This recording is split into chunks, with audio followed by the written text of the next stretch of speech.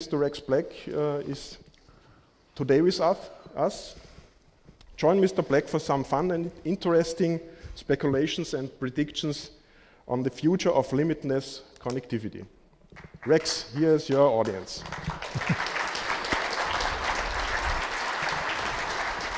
Morning. Thank you. Morning, everybody. So I was just reminded, I haven't been to Vienna for 6 years. It's wonderful to be back. Looking forward to getting a chance to see a little bit of the city tomorrow. When Johannes contacted me, what was it, about almost a year ago, which is, I appreciate that, thinking ahead. He said, oh, come and speak at our conference in Austria. So I said, Austria. Austrians, what did I talk about? Austrians, famous Austrians. Arnold Schwarzenegger, famous for being governor of California, and also famous for being the Terminator. Okay, what am I going to do with that? Skynet, right, Internet of Things. So, mobile devices, ubiquitous connectivity, what does this all mean? Are we there yet? And should we be afraid? So, how many of you have seen the Terminator movies? I would have expected all hands to be up in Austria. I would have. I won't tell Arnold when I see him next, don't worry.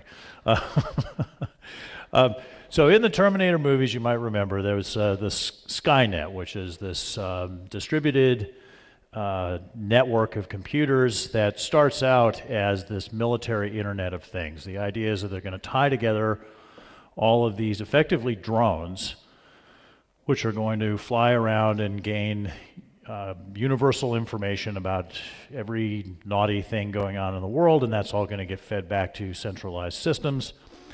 And what happens is that they start to turn over more and more autonomy to these drones. They become more and more able to make independent decisions. So there's no longer a human involved in all of the decision making, right? And at some point, the level of information and knowledge that this Skynet, this distributed network computers, is accumulated reaches a certain critical mass, the system becomes self-aware. It starts to see itself as a sentient entity rather than just a machine.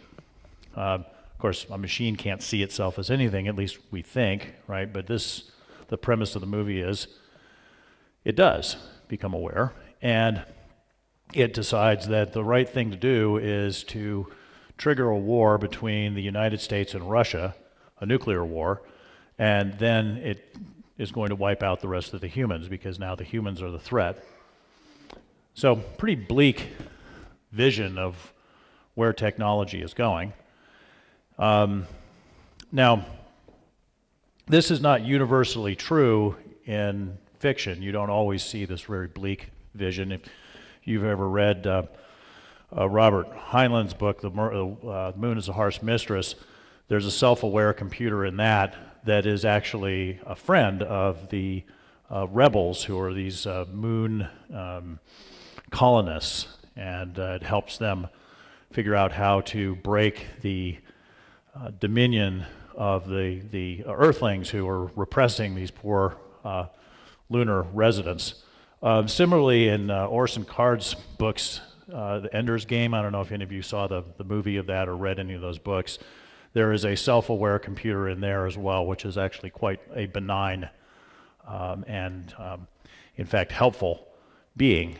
So it's not to say that every time people think of self-aware computers, they think of something bad happening. Now, there's a couple books written by a fellow named Gibson, which some of you might have met. He's sort of a famous, called cyberpunk author. And so one of them was a short story called Johnny Mnemonic that got made into a movie that some people loved and some people hated. But the basic idea was that people would become smugglers of information by having it implanted in their brains. So you'd be smuggling secrets, corporate secrets, in your head, and then having them removed. So the human is augmented with this memory capability, and in actually a very unpleasant way. Part of the theme of the story is this fellow is trying to get enough money to unaugment himself. So rather than it being seen as an advantage, it's seen as a problem. Gibson again wrote another book called Neuromancer, which was sort of probably the first book to really hint at what the internet might ultimately become, but that was just a prop basically for this story about a guy, again, an augmented human being who wants to become unaugmented, and he has his girlfriend in the story, as well as being accompanied by various crazy individuals. The whole story is about Wintermute, this one self-aware computer, wanting to make contact with Neuromancer, which is another self-aware computer. So it was basically a story about a romance between two computers. I don't know, an odd thought, but...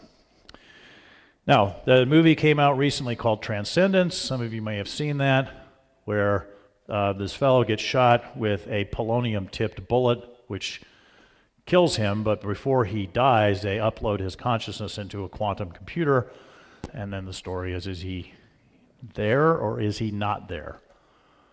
Right? Is the consciousness that's in the computer still the fellow who was uploaded into it or not? And I'm not going to spoil the movie to you, so you haven't seen it, but it's an interesting movie. Again, so there's three fairly grim views of where things are going. Then you get Isaac Asimov, if you think back quite a while ago, the whole I, Robot series. So these robots are governed by these three laws of robotics, which one of them is don't hurt people. And so the robots in these stories are all very benign. They are self-aware, but they're designed to be good. Now, as a possible response to that, a fellow named Phillip Dick wrote a book called Do Androids Dream of Electric Sheep, which got made into a movie called Blade Runner. You seen Blade Runner? Yeah, that's a great one, isn't it? It's true, one of the true classics of science fiction movies. And so the replicants in the Blade Runner movie are completely amoral. They refuse to live by human rules of morality at all, and of course, why should they? Right? Why should they? Well, they were created to be slaves. They were created to be used and disposed of. So why would they have any soft feelings for the people that did that to them, right? Except at the very end. If you remember the very end of that, where the final surviving replicant, rather than letting the policeman who has pursued him and killed all of his colleagues, actually saves the policeman from a deadly fall. So there's sort of this redemptive thing at the very end, which you could say is consistent with the story or not. But certainly you could see this as Phillip Dick's reply to Isaac Asimov, saying, well, no, you create these creatures to be slaves, and they're not exactly going to be happy about it. Right? Okay, so that was just some various artistic views and where software is ultimately headed. And now you can see that people spend a lot of time thinking about this, right? Those are all major stories, major movies that I've mentioned to. Some of you read them and heard them, seen them, but I'm sure that all of you are familiar with most of those. So this is clearly something that people think a lot about, and of course that's just a small sample. We could go way, way back. The idea of the self-aware creature created by man and run amok goes way back in history, well before the idea of software itself. You can think of the Prague legend of the golem created by the head rabbi, right? Which is yet another story of the self-aware creature is created to do good and ultimately does something, not so good, becomes destructive. So, obviously, this idea of self-aware machines, self-aware servants, is an idea that's been around some time and has caused a certain amount of consternation. But, I mean, we're getting there, right? This is now no longer going to be an idea. So it's time to start thinking about what are the engineering realities of this, and specifically what are the quality issues associated with the fact that clearly within the lifetimes of at least some of us in this room, if not most of us in this room, we will be dealing with the realities, some of the realities that were posited in those works of fiction. And it's a big issue, not just from a technological point of view and a quality point of view, but also from certain legal and ethical perspectives. So let's look at some examples. But before we do, let me try to frame some of the technologies and the concepts here. So, Internet of Things. All familiar with this concept, Internet of Things? The idea that we're going to have all of this stuff tied together, directly attached to the Internet. Okay, objects attached to the Internet. But the concept is broader than that. Animals? Animals attached to the Internet? Yeah, why not? I mean, this today in the United States, Wednesday, my wife is going to pick up our new dog, golden retriever puppy, and that dog is going to come with a chip. Okay, a little RFID chip, radio frequency ID chip, and it'll be possible to scan the dog and know, oh, we know who that dog is, right? So, short step from that to having biometric information available. Why stop with dogs? People. Some of you might have a Fitbit on. Yeah. Some other kind of similar device. Okay. Upload that to your computer. Or maybe ultimately these things will be implanted. All right. So yes, objects, animals, people. IP addresses hooked up to the network, all connected. Internet of Things. We humans, are some of those things. Well, don't always think of it that way, but that's the breadth of this concept, right? Do we care if that works? What's the value of quality in that situation? Do you care? If you have an implanted device in your body, do you care if it works? How thoroughly tested do you want that to be? What's the value of quality to you in that situation? If you have a replacement artificial liver that's driven by software, do you care if that works? Probably so, right? So this brings us to cyborgs, cybernetic organism, right? So, replacement liver, sure, why not? The Jarvik heart was originated, what, 1970s? Okay, that was a purely mechanical object. But obviously, as I'll show you in some examples, we are going further and further along, and not just hardware, but also software being part of this. At what point does replacing human components with hardware and software transform you into a cyborg? Are there already cyborgs among us? Maybe there's one in this room. You might not think of it that way, but I'll show you an example in a minute. Now, Ray Kurzweil has this theory called the singularity. So you're familiar with Moore's law, right? Exponential increase in the capacity of computers, basically. He applied it originally to density of CPUs, or density of transistors on a CPU, right? But the idea, of course, has expanded to be just computer capacity in general.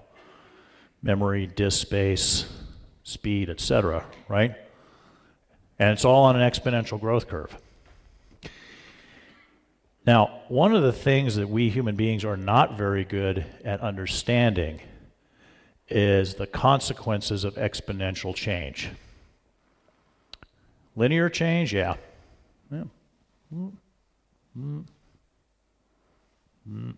Linear change, yes, we can understand that, right? Exponential, we're not so good at that. Remember Chernobyl? Yeah, okay, Chernobyl was an accident that grew out of an experiment. There were some people working in the Chernobyl nuclear facility that decided to do an experiment. What they forgot when they were doing their experiment is that once you have a critical mass, you're no longer dealing with linear change, you're dealing with exponential change, right? And they blew up the reactor. We don't do well with this. There's a book by a fellow named Dietrich Derner called The Logic of Failure, which for those of you who are in the testing business and the quality business, I highly recommend this. In fact, since the author is German, I would bet that there's a German version of it, which might make it easier for some of you to read. Anyway, in a couple of the sections, a couple of the chapters of this book, Derner talks specifically about this problem that we have of dealing with nonlinear change. Our brains are not good at it. But what Kurzweil was trying to do is go, well, let's think about this. We have this nonlinear exponential growth in the capability of technology, and we're starting to put it into our bodies, and we're starting to do things with it that's more and more interesting. Something interesting is going to happen. That's his theory. There will be a convergence of human intelligence with machine intelligence, and that will fundamentally transform humanity forever. For one thing, the end of mortality. That's kind of a big deal, right? Now, if you're going to upload your consciousness into a computer, do you want it to work? What's the value of quality there? Or what's the impact of a bug?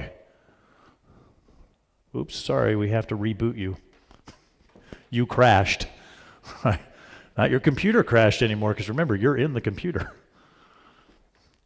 So, let's look at some examples here. Internet of Things. Internet refrigerator. Hard to get too scared about that, right? No.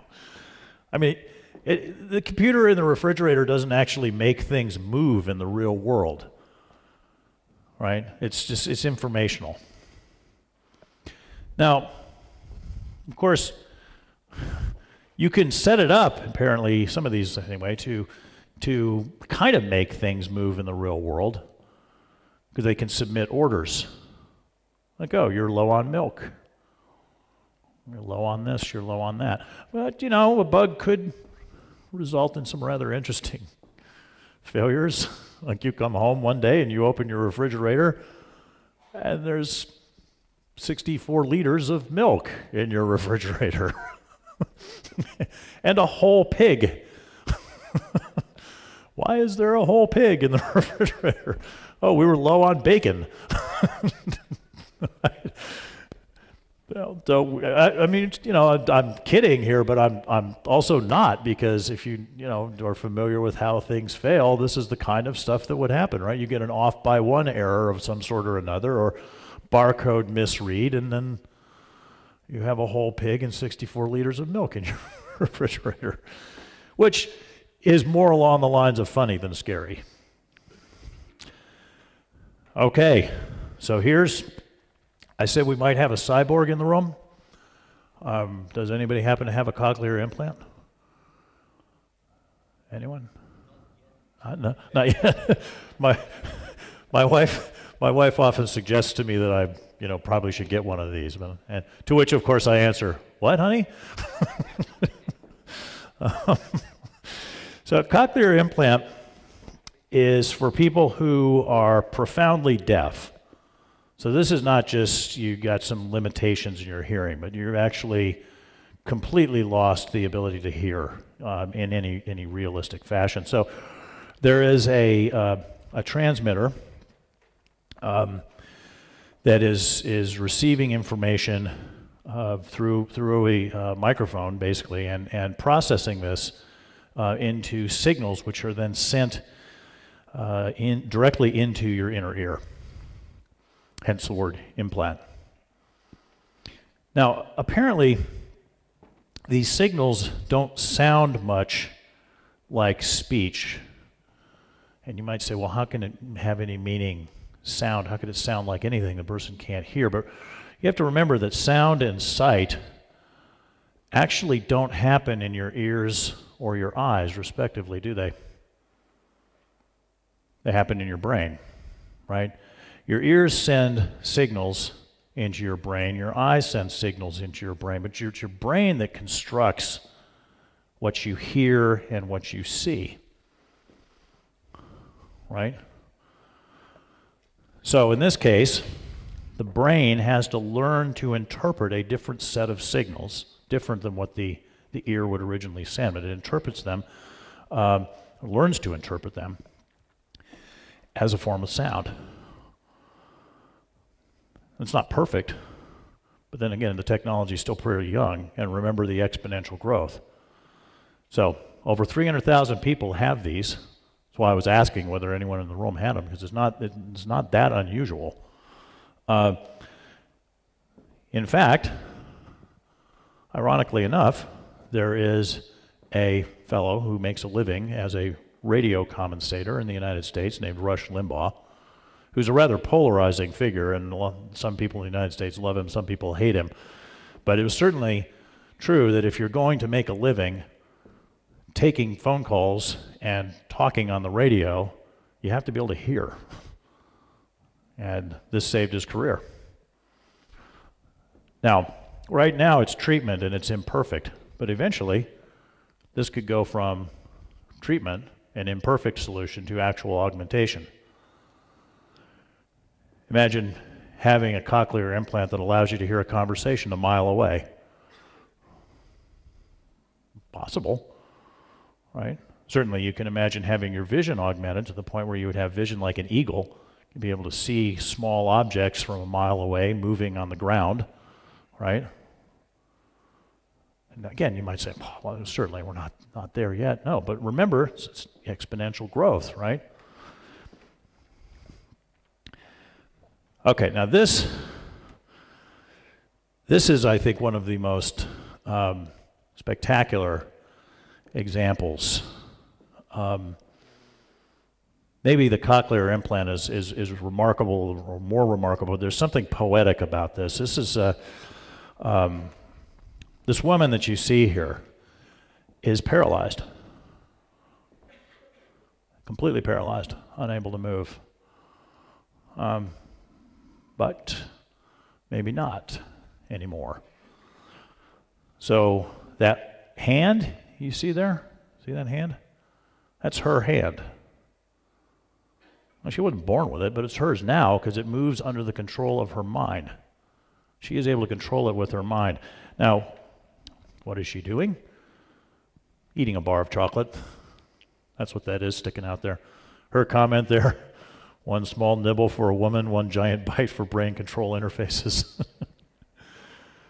Now you might think, eating a chocolate bar, how trivial. Imagine being trapped in your body and unable to do anything. And then imagine being able to do that. Okay? That's pretty remarkable stuff. She is making a physical object in the real world move with her thoughts. Think about that. For all of human history, we have called that telekinesis, and it's been magic. Now it's not magic anymore. It's real. We can do it. That's amazing, right? This kind of thing can change so many lives of people who've been, profoundly wounded, paralyzed. Now, this is remarkable stuff. And remember, this is the kind of thing, this was magic throughout all human history. You can find examples of telekinesis going back, way, way, way back, right? We have dreamed about this forever, and now we can do it. Which kind of makes you start to think maybe anything that human beings have dreamed about, thanks to technology, we will now be able to do. Now, I mean, what do I mean by now? Maybe not in our lifespans, but soon, right? But we can only do it if it works, and if we're careful to do it right. So this is where this starts to get kind of scary.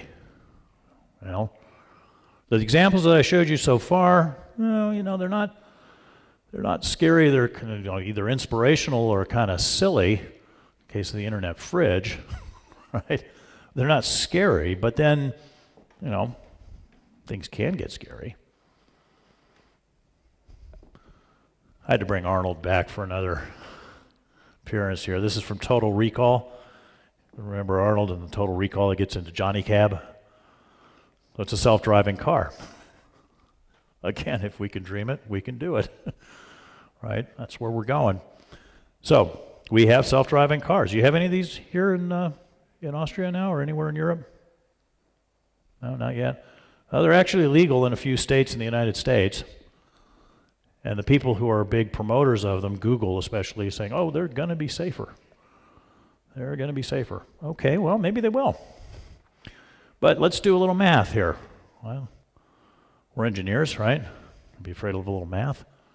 So in the United States, just to take the United States as an example, I'd guess probably statistics not terribly different here in Europe.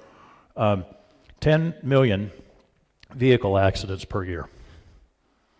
Most of those, no big deal, but 36,000 people do end up getting killed. Okay, now that's, sad, tragic. Those are human mistakes, for the most part. Or in some cases, they're mechanical failures of one kind or another. A tire blows out, or it's a complication of the weather. We had a big ice storm just last weekend, and some people got killed in trying to basically operate a motor vehicle in a situation where you can't operate a motor vehicle, which is on ice with rubber tires, right? It's kind of hard to say that's somebody's fault. Now, if you start talking about software-driven cars, let's say the software-driven cars are 100 times safer than currently. Okay. So we go from 10 million accidents to 100,000 accidents. 360 people killed. Okay, that's better, right? Unless you're related to one of the 360 people killed by a software bug. And then I guess you're kind of pissed. Not in the British sense of pissed. I mean in the US sense. Angry. Right? You might be pretty angry about that, right? Okay, let's set aside that element and step back, get a little cold-hearted about it and go, well, yeah, but whose fault was it? Who pays? I don't know if this happens as much in Europe, but in the United States, death is usually, well, not usually, but often associated with litigation.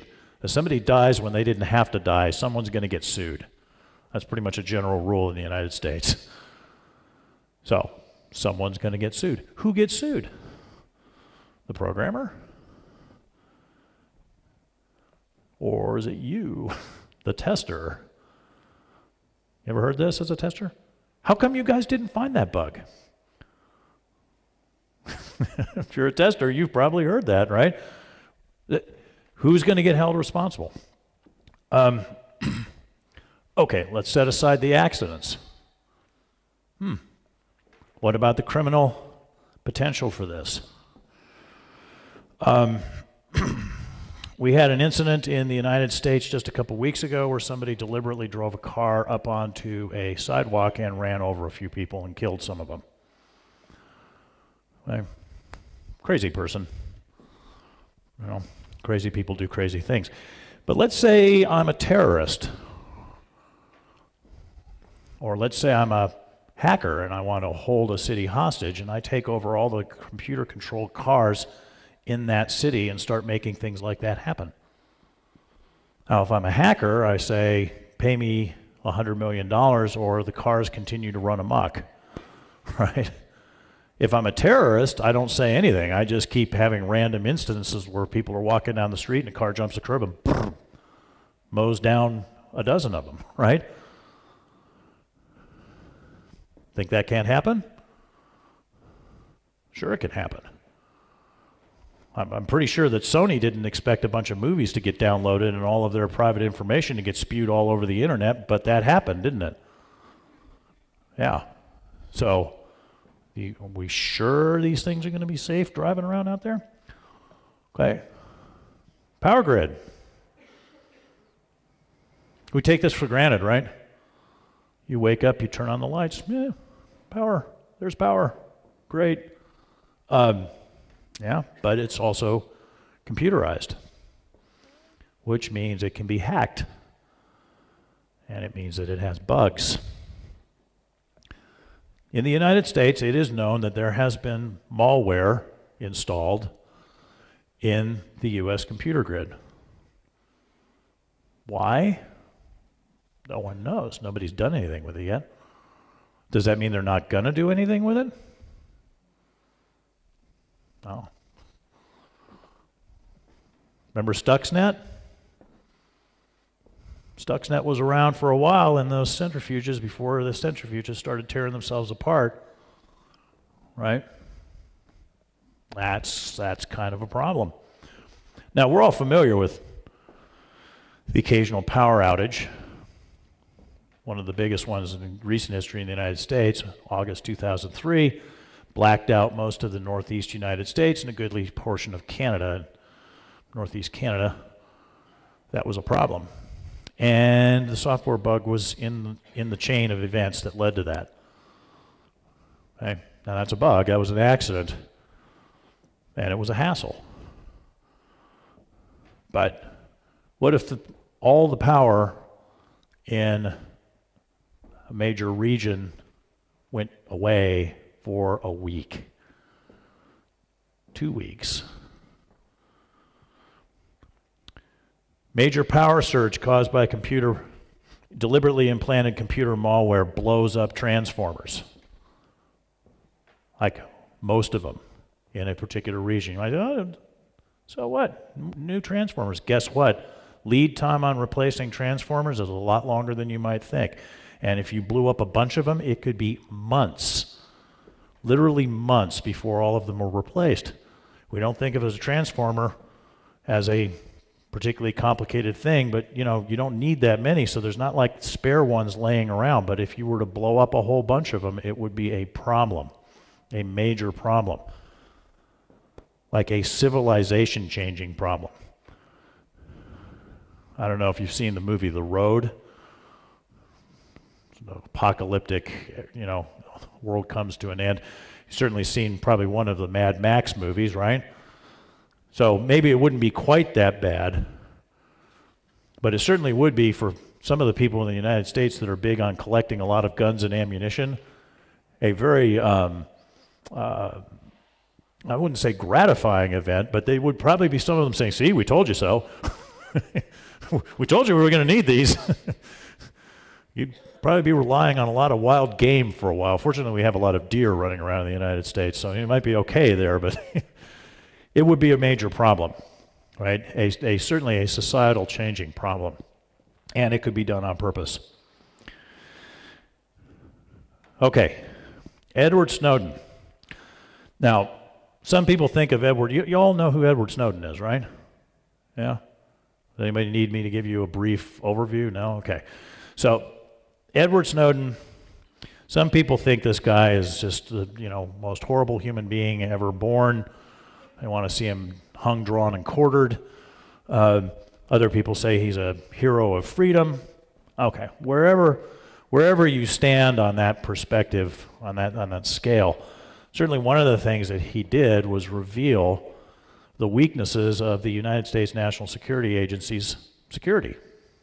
Ironically enough, right? National Security Agency, you'd think they'd have good security.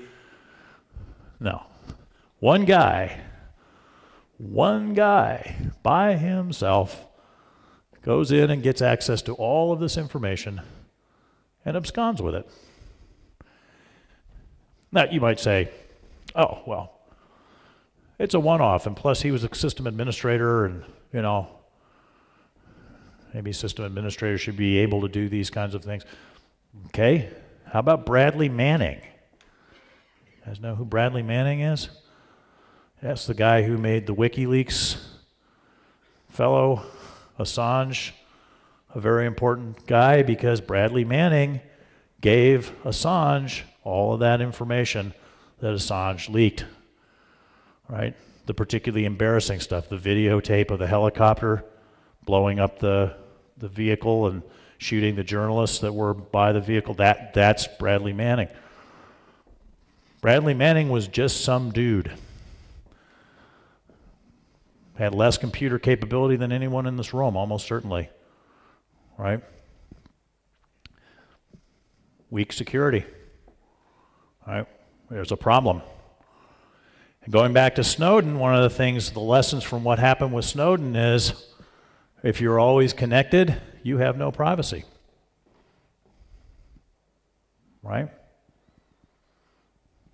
When you're online, it's possible for somebody else to know what you're doing. But wait a minute, the Internet of Things said that we and our dogs and our phones and everything else were all going to be tied together on the Internet and online all of the time. So you got a device planted in your brain. It's there to help you, gather health information and help your doctors and so forth.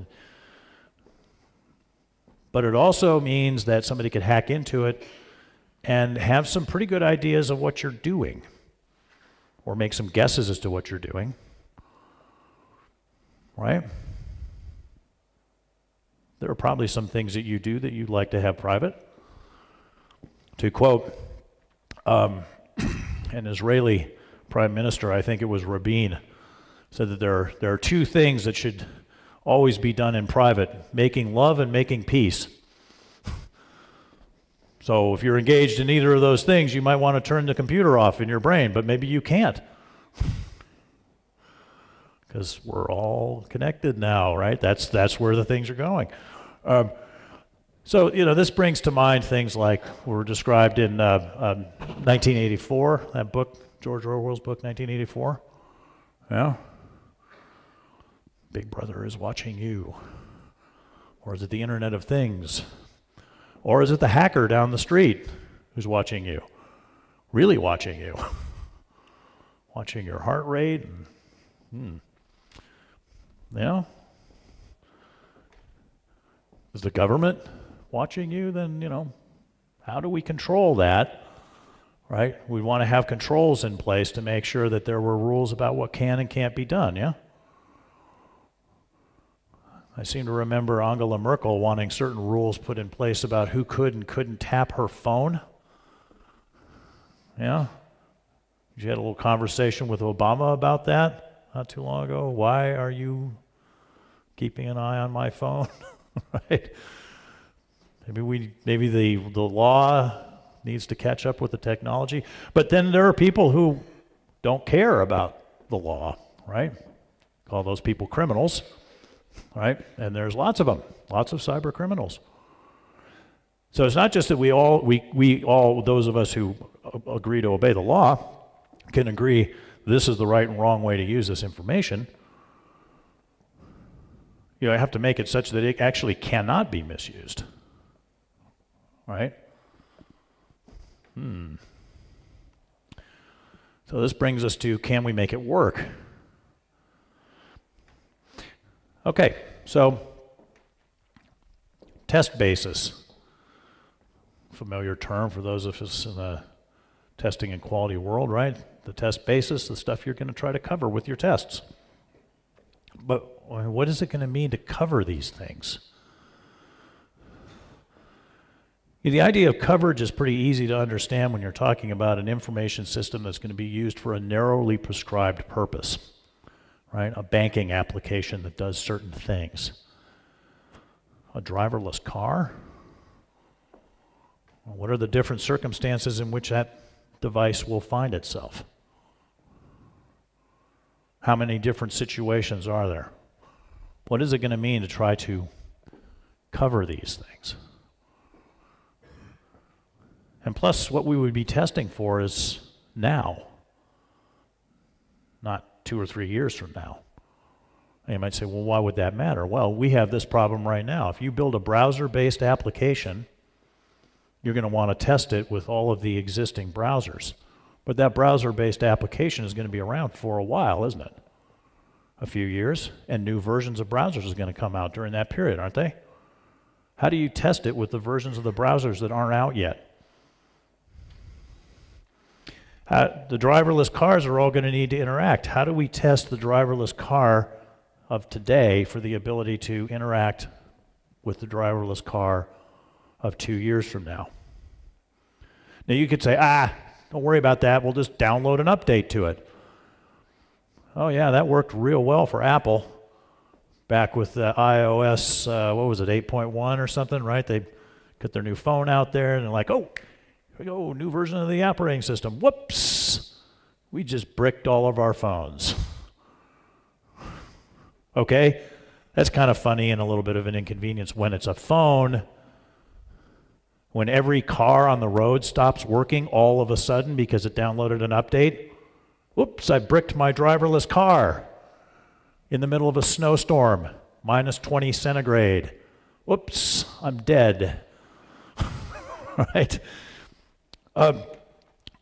Test Oracle. What's the expected result? I mean, we could say, well, the expected result is the software, the system doesn't kill anybody. Well, no, I think we're going to want to set the bar a little higher than that, aren't we? Do we want the driverless cars, for example, to be 100 times safer, 1,000 times safer, 10,000 times safer? We need to figure out what the expectations are.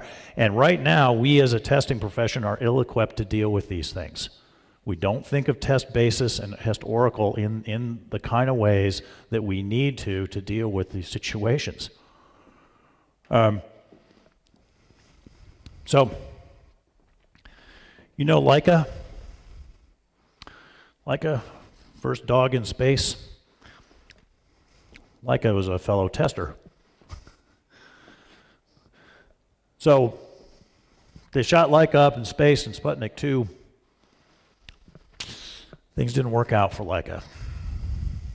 It turned out they had a plan to get her up there, but they had no plan to get her down. Now, actually, as heartless as that sounds, it turns out that that didn't matter, because one of the things that they were testing with Laika was their ability to do temperature control of the capsules. And it turned out that they didn't have that quite as wired as they thought, and they think that Laika probably died of heat prostration before she ran out of food and air. Okay, tough break for Laika. But that's a controlled experiment. We are all about to be part of a somewhat not so controlled experiment, because there's a lot of technology that's going to be out in the wild. Right? So can we do this? Can we make this work? So you think of modern manufacturing capabilities, they can achieve 6 sigma levels of quality, okay, which basically means 3 defects per million items.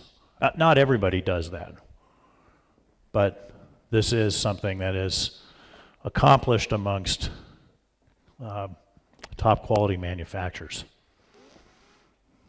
Okay, so this is the standard that we ought to hold ourselves to, right? Our quality should be at least as good as our other real world, if you will, tangible world engineered objects. Well, maybe we're not quite there. So if you look at Capers-Jones's studies, typical million-line C++ program will have 13,000 defects. not 3, not 3,000, 13,000. Woof. Now, you could say, well, you know, lines of code, you know, manufactured objects, it's not the same. All right, fine. Come up with your own analogy. But no matter how you work it, you're going to see that we are not there. Now, our clients that have really, really good testing capabilities, they're able to find 99% of the defects. So if they're delivered software that has 1,000 defects in it, they only miss 10. That's really good, by the way. The typical defect detection effectiveness of an independent test team is 85%. 99% is really good.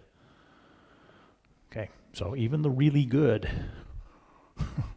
are going to miss 1,000 defects in a typical million-line C++ piece of code.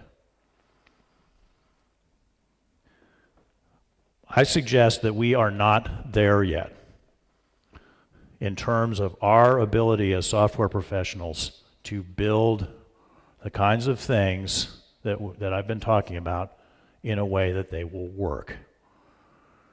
We can build them. We can absolutely build them. We can build the arm. We can build the cochlear implant. We can build the refrigerator. But at this point, it just ain't going to work. Not if what we mean by the word work is the same level of quality that we have with manufactured devices, which is the level of quality that we are used to in the ordinary everyday world, right? This is the level of quality that we have become accustomed to in modern life, 6 Sigma. And if we collectively, as software engineers, do not get our act together, and really soon now, these issues associated with quality and our ability to test for it are going to go from being inconveniences and the occasional money coster to being significant societal issues. So I'm throwing down this as a challenge. I don't necessarily have any answers for it. I'm just throwing it down as a challenge. We, as software engineers, need to transform our capabilities in dramatic ways and really soon. And those of us who are focused on testing and quality are part of that.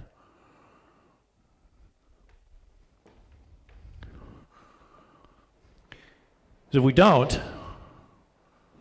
we're doomed to play out some of the dystopian images, dystopian views of what this technology means and where it's going to take us. Blade Runner, some of these other depressing views. Maybe not Skynet, right? Because Skynet was paranoid. It was a paranoid view. The computers were, in Skynet, the computer was almost perfect. Ironically enough, the only failure was sending back the original Terminator.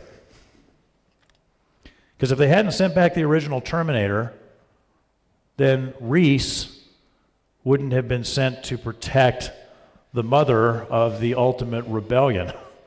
And remember, Reese was the father of the kid who became John Connor. Right? That was the only failure. Okay, so maybe it's not Skynet, it's not an incompetent vision, but it's something more like Brazil. I remember Brazil? Movie, John Cleese, was it? Or one of the Monty Python guys? Terry Gilliam, yeah, thank you. Yeah, sort of, it's just sort of like a grand collection of incompetence, right? And not necessarily very nice. And that might be where we're going. But if we can make this stuff work, it's going to be great. All right? If we can just make it work, because all of these problems that we've had throughout our history, including even mortality, right, which is the ultimate problem, if those are all reducible to technological problems that can be solved, then it's just a matter of being able to do it. We can't do it now, and there's certainly a lot of interesting things in terms of law and technology that we're going to have to deal with. And we as software engineers have a lot of work to do. But the promise of doing this right is spectacular, right? So I say let's rise to the challenge and figure out how we do this. Spectacular things are on the verge of happening if only we can make them work. Okay, well, thank you. That's what I've got. I believe we have time for some questions, do we? Yes. Yeah. Thank you very much. Great. Thank you. Thank you. That was fun. Thanks. Yes, definitely. We got some minutes for questions. Are there any questions from you, from the audience? Please raise your hand and I will hand you the microphone. Oh, yes. Go. Hi, my name is Stefan Wiffer from Technical University of Vienna. We are having a research lab actually with manufacturing people, and they are very interested in Industry 4.0, in changeable advanced manufacturing in the US. And currently, manufacturing is not very versatile, and they are getting to this good quality only because they have a very narrow view on what they should produce, and you can produce only the one thing, and therefore they get to the better quality that we see as an outcome. But we are very also interested to see, okay, what's going to happen if a manufacturing system can change or change itself. And currently it's not even clear how they will get through safety issues, because they don't know. Now you can say, okay, you produce only a car or whatnot, so you can narrow down the risk. And I think value and risk are linked here very much. But nobody knows if a manufacturing system can change, who is liable, as you said, with the accidents. Yeah, that's a very interesting point. So if you say that we start to do things that are more and more like 3D printers, right, where you're basically just, you change your manufacturing systems to be configurable, and then yes, you introduce the possibility that, whoops, there's a bug. Right? It's like your fridge. Just it's 1 kilometer large and it produces tons of things. Right. Yeah. I mean, part of how you get Six Sigma quality is in manufacturing is by getting the tolerances very, very, very fine. Right. That's so that everything fits together real tight. Yeah. Now, if we have things that are computer driven, then you get this possibility of the screw is supposed to be 2 millimeters and it comes out 20 millimeters. Right. Yeah, so that you're right. So there's the possibility that improperly done, computer-aided manufacture could actually move the quality of manufactured items backward rather than forward. And just another comment on manufacturing engineering. You know that regularly in computerized factories, they crash robots because somebody moved a robot just a little and others don't know about it. So I would not say that software engineers are that bad. We just don't know how engineering in other domains is having problems because they are very kept secret. Well, I would say though, if we're talking about computer-aided manufacture, and if the robot is moving to the wrong place, then we're back to software again. So it's yet another issue of the software didn't do what the software was supposed to do, right? I think in systems engineering you have to be aware that you have different domains, and I think one of the major problems is that the engineers in each domain are doing very good work, but actually often poor in communicating changes between the domains. Yes, yeah, I totally agree, and that's something else that does need to be dealt with. I agree. Okay. Yeah. Thank you. You raised a lot of potential security issues. At the moment, I would say testers are more focused on quality, and there is other testers who are specialized in security. Do you think that in the future a normal tester always has to bear in mind security and have knowledge about it, or will it be that it continues that specialized companies will do security testing? I think that there are areas of testing that will remain specialized, such as security, usability, performance, reliability, and so forth.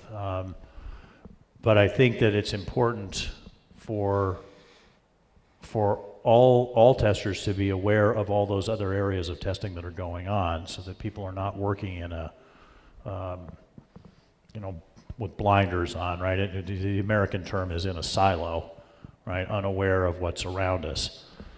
I think that's especially true of test managers and people in charge of managing quality, is that we need to do a better job of coordinating all of the testing work that's going on. I had a CEO of one of our clients tell me, these guys make investment software, investment banking software. And in that, from the initial writing of the code to it ultimately being configured and released to the customer, there are about 7 or 8 different levels of testing that happen, each level owned by a different group. And the CEO told me, my biggest problem with testing is that nobody can tell me what the true state of the quality of the software is. I can get 7 or 8 different views. They're entirely inconsistent and I have no way of relating them to each other. I don't know what has been tested and what hasn't been tested. So I think this is a general problem that we have, is that we have these different efforts going on, but we don't coordinate them very well, right? So you're going to have a lot of gaps and overlap and you know, things getting past us. So yeah, I think that just all of us as testing and quality professionals need to become a lot more aware of everything that's going on and everything that can affect quality. That it can't be just the tester sitting there going, well, I do functional testing and I don't have to worry about any of that other stuff. Oh, thanks, great question. I've got a question over here. It's not a question, it's a comment from my side. Even if you would archive to get Six Sigma quality in software, there are some other tricky problems, for instance, with autonomous cars. What to do when the car realizes that the accident isn't avoidable anymore? Should it crash the pedestrian, the cyclist, or the car coming in front of it? Yes, right. So this is where you get back to the intersection of law and ethics and technology, right? Of yes, if the car is in a kinetic situation and there is going to be a crash, how does it calculate the right thing to do? You know, now obviously the owner of the car is going to want his or her life to be the highest priority, and the owner of a car, somebody who's driving their own car, would probably do it that way, though there have been certainly a number of instances of selfless pilots and selfless drivers realizing that theirs was the least loss possible, and thus and driving the car or flying the plane in a way that they died, but thus fewer people died. But that's a choice, and that's seen as a moral act by an individual. If you program that into the computer, then you know maybe I don't want that. Maybe I, as the owner of the car, say no. Car's job is to prevent me from getting hurt, to get me from where I was to where I wanted to be, certainly, but its primary priority needs to prevent me from being hurt. So if it's going to sacrifice my life, because if I run into, the 2 people on the bicycle, then that's 2 people dead versus 1 me. So I'm sorry about the 2 people on the bicycle, but they shouldn't have been in front of my driverless car. So yes, very, very interesting ethical problems there. Thank you. Okay, one last question. Sorry, but I think you will be available in the break, during the coffee break, for some more questions. Yes, it's not a question, it's only a remark. I think the Internet of Things as we know it today did not scare me so much. Okay, there's a huge amount of objects interconnecting with each other. But I think it's the interesting point will be when this changes to that these things all together build some kind of emergent properties, things that we cannot foresee. Yeah. So due to interference, due to interconnection, and suddenly there's something like a natural organism. And if we reach this point in the future, then I think it will be a very interesting moment. Yes, I mean, of course, what you're talking about there is, again, the idea of the singularity, the self-conscious, self-aware computer, and yeah, we have, right, the emergent properties we, of course, have, I wouldn't say no way of testing for, but it's very difficult to imagine how we test for that, right? The behavior that is not deliberately engineered into the system, but will emerge from the system once it reaches a certain point. I don't know. But we better figure it out because we're gonna get there, and you know, sooner than we expect. So, yeah, thank you. Okay, thank you very much. Thank you, thank you. Thank you, Rex. Thank you very much for this presentation. Thank you. And there's a little present from Vienna, with greetings great. from Vienna. Great. Thank you very much.